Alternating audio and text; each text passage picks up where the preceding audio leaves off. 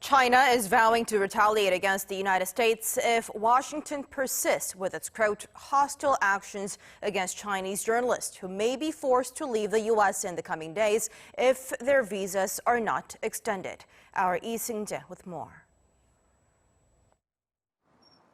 In the latest clash between the world's two superpowers, Beijing on Tuesday vowed to retaliate against Washington if Chinese journalists are forced to leave the U.S. as their visas near expiration.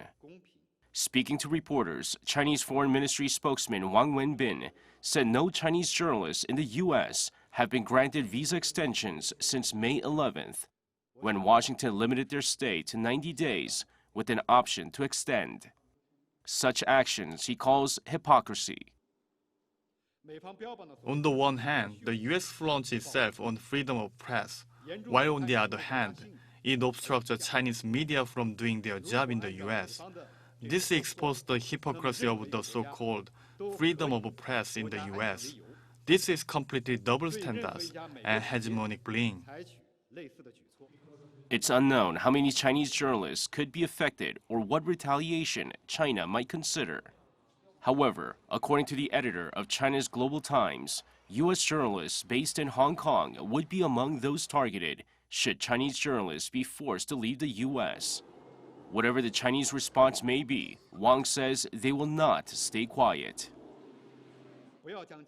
If the U.S. keeps going its own way and makes even more mistakes, China will be forced to take necessary and justified responses and resolutely safeguard its own legitimate rights and interests.